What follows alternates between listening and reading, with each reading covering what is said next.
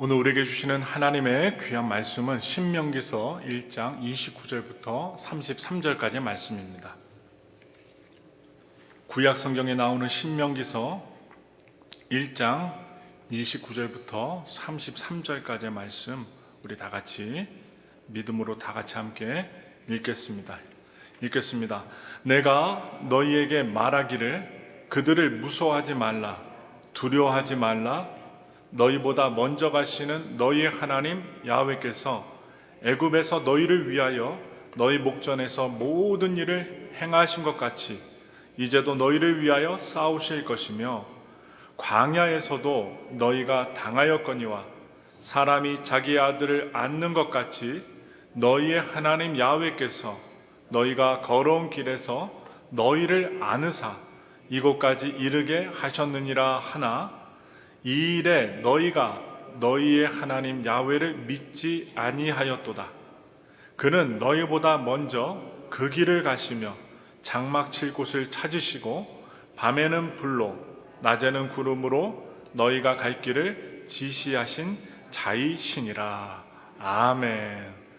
우리 함께 봉독한 신명기서, 이제 민수기서를 넘어 신명기서 말씀으로 나왔는데, 오늘 말씀 신명기 1장 29절부터 33절까지의 말씀을 통해서 두려움이 아닌 하나님의 사랑을 선택하라 라는 제목으로 은혜 말씀 나누고자 합니다. 오늘 우리가 함께 짧게 읽었지만 신명기 1장의 내용입니다. 이 신명기 1장은 바로 가나안 정탐 사건과 그로 인해서 이스라엘 백성들의 원망 때문에 그 백성들이 가나안 땅에 들어가지 못할 것이라는 내용이 나옵니다. 오늘이 며칠입니까? 오늘이 2025년 8월 3일입니다. 그런데 유대 날짜로 따져보니 유대 날짜로 아부월 9일이라고 합니다. 아부월 9일. 오늘은요, 이스라엘 성전이 파괴된 날이기도 합니다. BC 586년 첫 번째 성전이 이날 파괴가 되었습니다.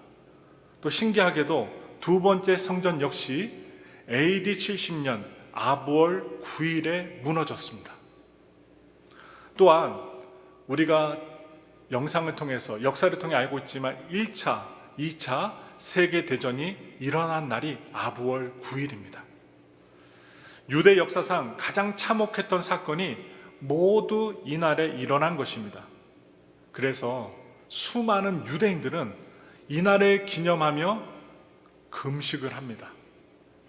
지난주에 무엇을 기억하라고 했잖아요. 하나님이 주신 은혜를 기억하고, 또한 우리의 잘못된 것을 기억하고 바로 정립된 신앙을 가지라 말씀을 드렸는데, 유대인들은 이날을 기념하여 금식합니다. 회당에서는 평소보다 촛불을 희미하게 밝히고 그들의 모임이 끝나면 불을 완전히 꺼버립니다. 유대 민족이 직면했던 깜깜했던 암흑을 기억하는 것입니다. 그러므로 오늘 우리는 신명기서 1장의 말씀을 통해 유대 민족이 당한 가장 어두운 역사의 아픔을 기억하는 오늘, 하나님이 우리에게 주시기 원하시는 그 메시지가 무엇인지 함께 살펴보며 은혜를 나누고자 합니다. 우리 다 같이 신명기서 1장 19절의 말씀 우리 다 같이 읽겠습니다. 우리 하나님 야훼께서 우리에게 명령하신 대로 우리가 호렙산을 떠나 너희가 보았던 그 크고 두려운 광야를 지나 아모리 족속의 산지길로 가데스 바네아에 이를 때에, 이스라엘 민족이 가데스 바네아라는 장소에 이르렀습니다. 이 장소에 이른 것은 출애굽 이후 2년의 시간이 흘렀을 때였습니다. 2년이 지났어요. 바로 이스라엘 백성들은 시내산에 떠나 어떤 광야입니까? 그 크고 두려운 광야입니다. 사막인데, 광야인데 크고 사람들에게 두려움을 주는 광야였습니다. 그 광야를 지나왔습니다. 광야를 두려움으로 맞이하는 것은 어찌 보면 자연스러운 현상입니다. 그러나 하나님의 크신 능력으로 그들은 가데스 바네아까지 별 큰 문제 없이, 그 장소까지 별 큰 문제 없이 오게 되었습니다. 하나님은 이제 그들에게 올라가서 가나안을 차지하라, 두려워하지 말라, 주저하지 말라라고 말씀하십니다. 하나님이 미리 다 계획해 놓으셨고 준비해 놓으셨기 때문에 차지하라고 합니다. 가나안을 차지하라, 두려워하지 말라, 주저하지 말라. 그들이 하나님의 말씀을 믿고 계속 전진했다면 그들은 광야 생활 2년 만에 여러분 가나안 땅에 들어갔을 것입니다. 2년을 끝내고 가나안 땅에 들어가서 농사 짓고 하나님이 주시는 열매들을 따먹으며 행복하게 살았을 거예요. 그러나 그들은 두려워했습니다. 이 두려움이 문제입니다. 두려움. 그래서 가나안 땅을 정탐하기 위해 하나님의 말씀을 믿지 못하니까 두려움이 다가오고, 두려우니까 정탐꾼이라는 지도자를 세워서 한번 살펴보자는 거예요. 모세에게 요청합니다. 그런데 그들은요, 가나안 땅을 정탐한 뒤 더 큰 두려움에 사로잡히게 됩니다. 아니, 눈으로 보고 왔는데 더 크게 두려움이 임하는 거예요. 왜냐? 그 가나안 땅에 아낙 자손이 있었기 때문입니다. 아낙 자손이 누구입니까? 거인 족속입니다. 오늘날로 치자면 키 큰 농구 선수들이요, 2m 50에서 3m나 되는 바로 농구 선수와 같은 기골이 장대한 거인 아낙 자손들을 보았기 때문에 그들의 두려움은 더해졌습니다. 그런데 이 두려움은 왜 왔습니까? 하나님에 대한 의심과 원망으로 발전합니다.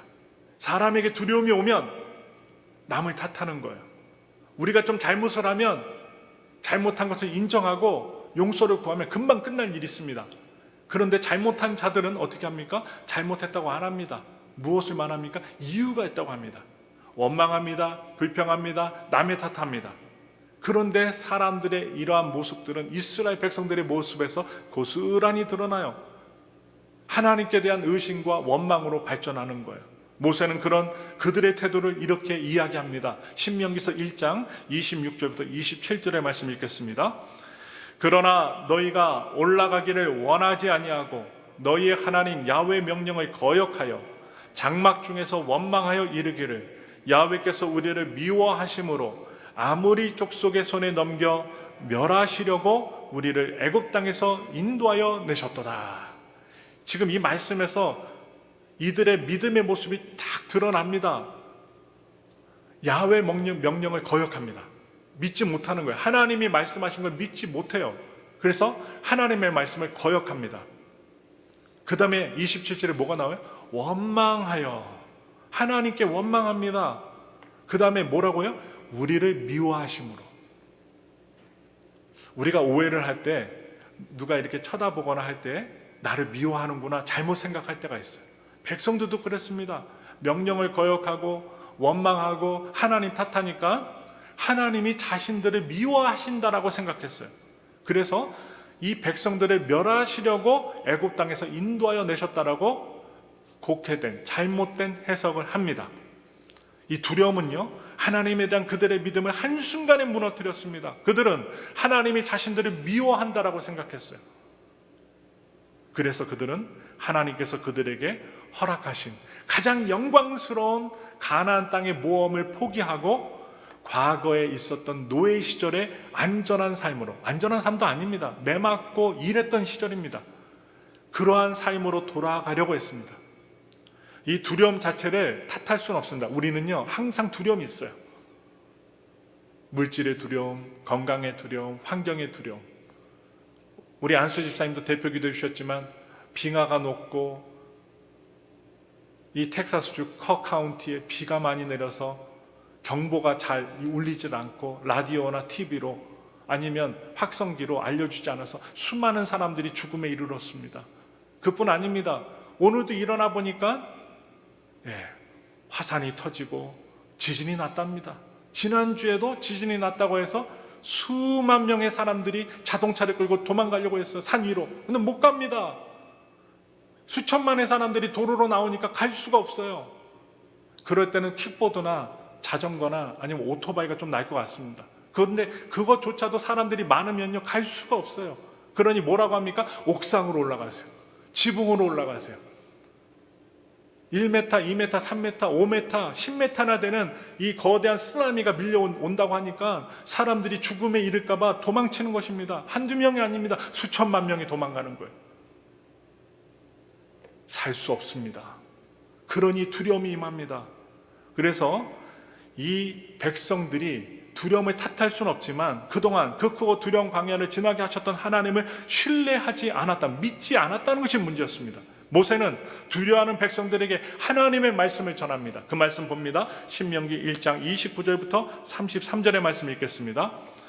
내가 너희에게 말하기를 그들을 무서워하지 말라, 두려워하지 말라. 너희보다 먼저 가시는 너희 하나님 야훼께서 애굽에서 너희를 위하여 너희 목전에서 모든 일을 행하신 것 같이 이제도 너희를 위하여 싸우실 것이며 광야에서도 너희가 당하였거니와 사람이 자기의 아들을 안는 것 같이 너희 하나님 야훼께서 너희가 걸어온 길에서 너희를 안으사 이곳까지 이르게 하셨느니라 하나 이 일에 너희가 너희 하나님 야훼를 믿지 아니하였도다. 그는 너희보다 먼저 그 길을 가시며 장막 칠 곳을 찾으시고 밤에는 불로 낮에는 구름으로 너희가 갈 길을 지시하신 자이시니라. 아멘. 사람들은 언제 불안해하는가? 미래가 불확실할 때 불안해합니다. 위험이 예상될 때 우리는 불안해합니다. 그러나 하나님은 신실하신 분이시기 때문에 우리는 불확실한 미래를 그분과 함께 헤쳐나갈 수 있습니다. 다윗이 그랬습니다. 모세가 그랬습니다. 여호수아, 갈렙이 그랬습니다. 소수의 하나님의 사람들은 하나님을 신뢰하고 믿음으로 말미암아 어떤 문제든지 담을 뛰어넘는 믿음으로 넘어갔습니다. 헤쳐나갔습니다. 보호를 받았습니다. 하나님에 대한 신뢰와 사랑이 그 두려움을 이기게 하는 것입니다. 하나님은 애굽을 나와 불확실한 미래로 가는 이스라엘 백성들을 위해 애국 군대와 친히 싸우신 분이셨습니다. 이스라엘 백성들을 위해서 싸우신 군인과 같은 하나님이셨어요. 광야에서 지친 자녀들을 안고서 가데스 바네아까지 이르게 하신 그들의 아버지요 우리의 아버지십니다. 그 하나님은 두려움으로 가득한 광야에서 먼저 그 길을 가시며 그들을 위해서 친히 장막 칠 곳을 찾으신 분이셨습니다. 장막이 무엇입니까? 안전하게 잠자고 거할 장소입니다. 하나님은 우리의 문제를 다 알고 계십니다. 우리의 어려움을 다 알고 계십니다. 그래서 미리 가셔서 장막을 치시는 하나님, 아버지라는 거예요. 모세는 이 사랑의 하나님이 함께 하실 것이기 때문에 너희는 두려워할 필요가 없다라고 말합니다. 두려워하지 마라. 하나님이 예비하신다. 그러나 이스라엘 백성들은 이 두려움이라는 감정에 휘둘려서 그들의 현실을 원망하고 절망으로 그들의 감정을 채웠습니다. 오늘 우리가 예배드립니다. 어떠한 문제가 여러분들에게 있는지 아무도 몰라요. 말하지 않으면. 근데 하나님은 알고 계셔요. 하나님은 이 시간 우리의 마음과 생각을 지켜보고 계십니다. 내가 원망하고 있는지, 좌절하고 있는지, 불평하고 있는지, 하나님 탓하고 있는지 알고 계십니다. 그래서 우리는요, 원망과 절망, 두려움으로 우리의 감정을 채워서는 안 됩니다. 오늘도 예배를 드리시고 성찬을 드리시면서 내 안에 있었던 원망과 불평과 그리고 하나님 탓했던 모든 죄들을 다 떨쳐버리고 내던져버리고 예수님 믿는, 하나님 믿는 믿음으로 채우시길 바랍니다. 하나님 그런 백성들을 향하여 이렇게 선언하셨어요. 원망과 절망을 표현하는 백성들에게 이런 말씀하셨어요. 민수기 14장 22절부터 23절의 말씀입니다.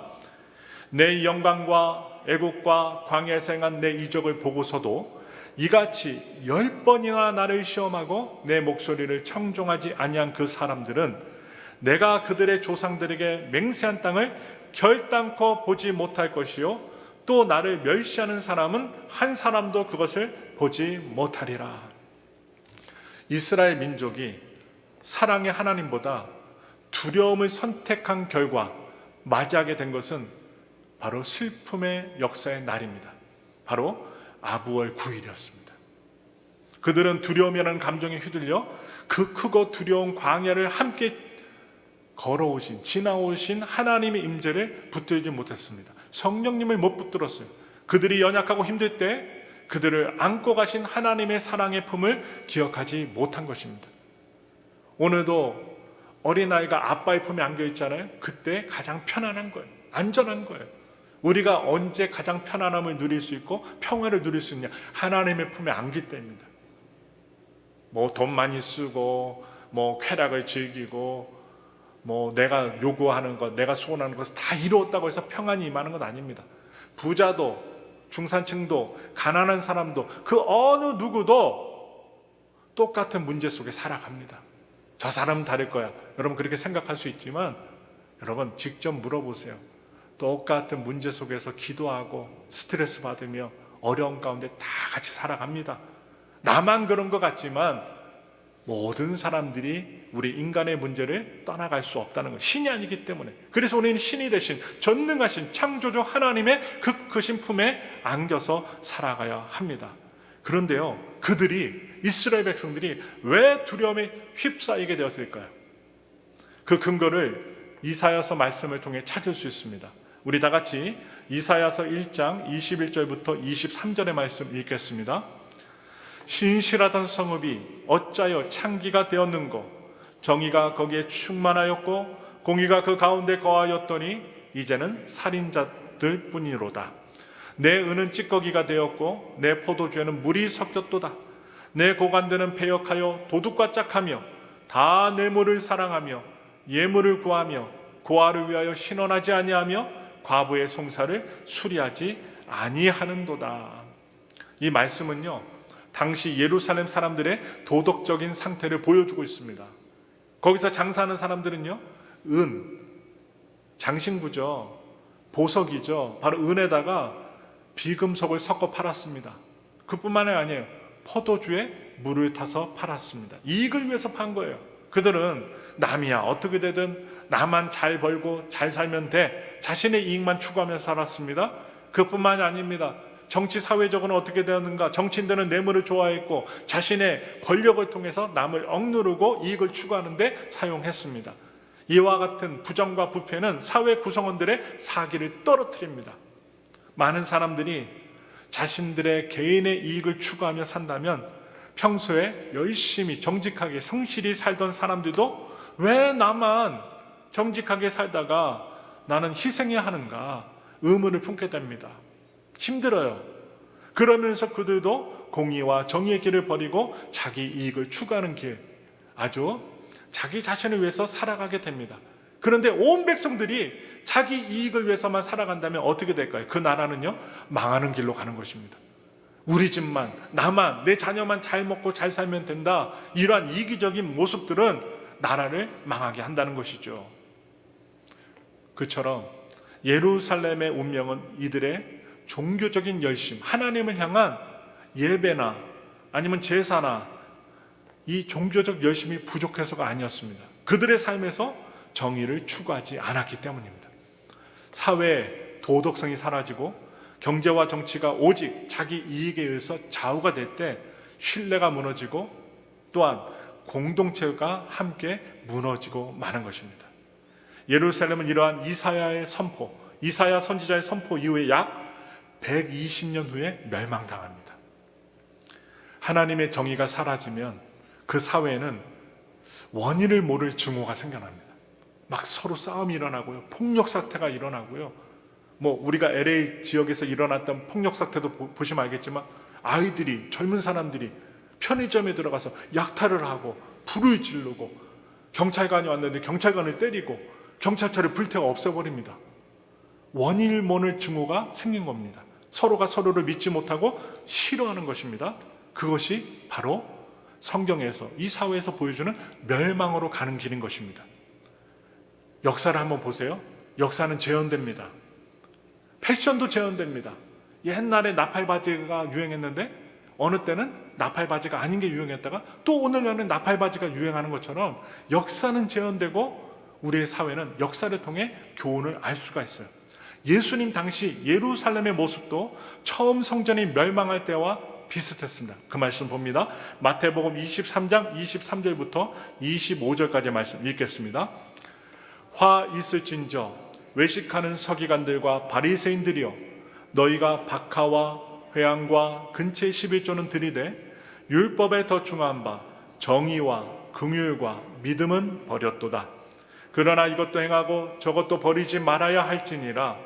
맹인된 인도자여, 하루살이는 걸러내고 낙타는 삼키는도다. 화 있을진저 외식하는 서기관들과 바리새인들이여, 장과 대접의 겉은 깨끗이 하되 그 안에는 탐욕과 방탕으로 가득하게 하는도다. 지금 이 말씀에 나온 바리새인들과 서기관들은 당시 종교 권력자들이었습니다. 이들은 종교적인 권력을 넘어서 정치, 경제적인 기득권까지 독점하고 있었습니다.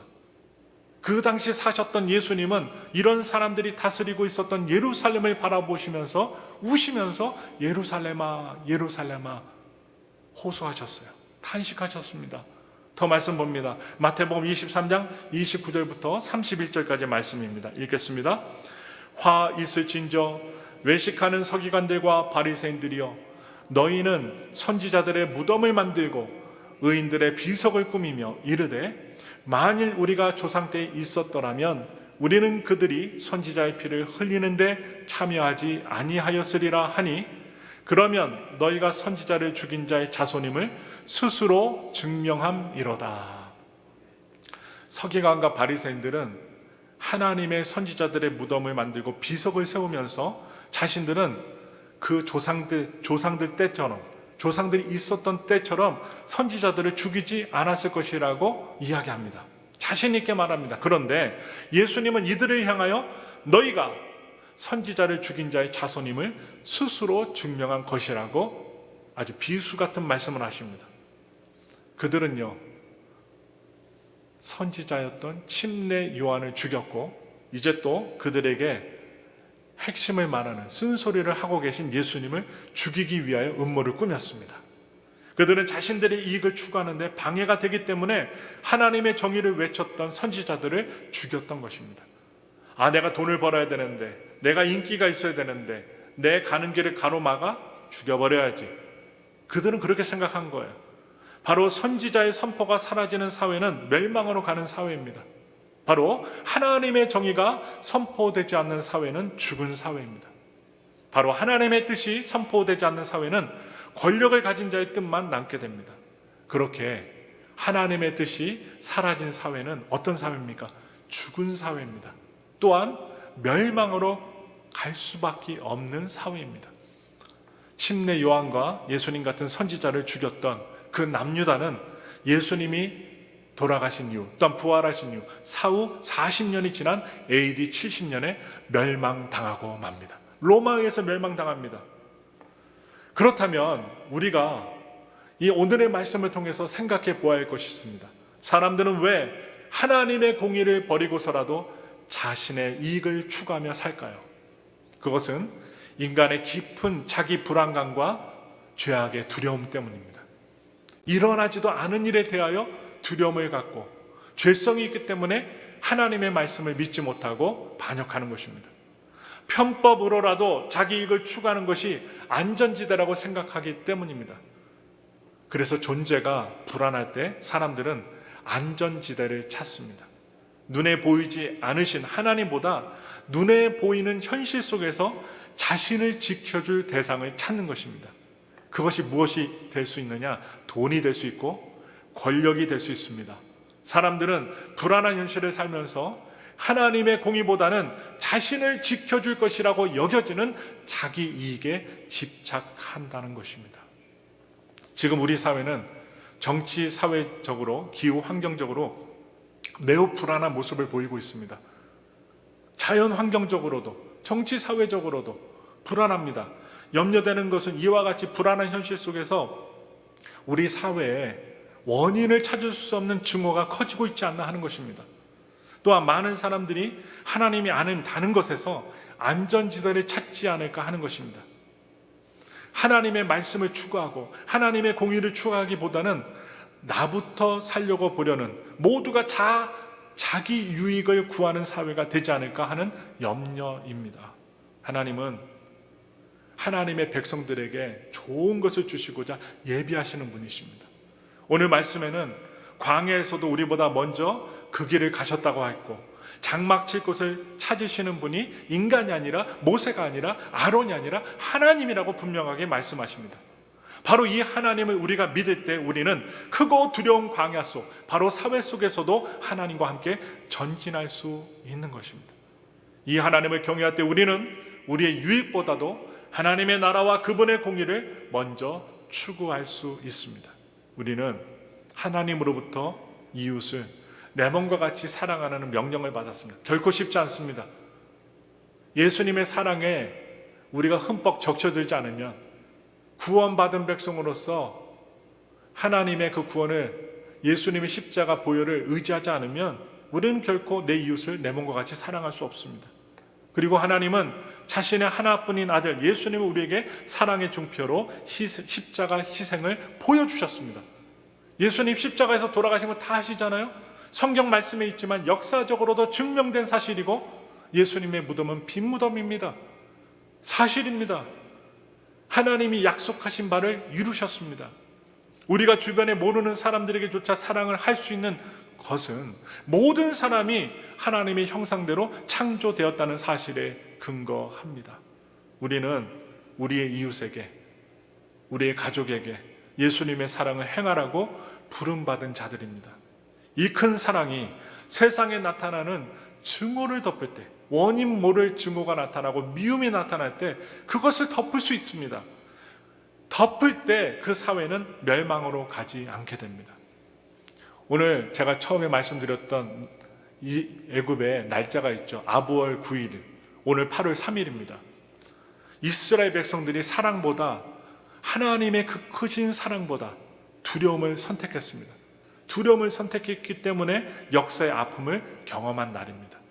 우리는 이 날을 통해 우리 자신을 돌아보아야 합니다. 저도 그렇고 우리 모두가 돌아봐야 됩니다.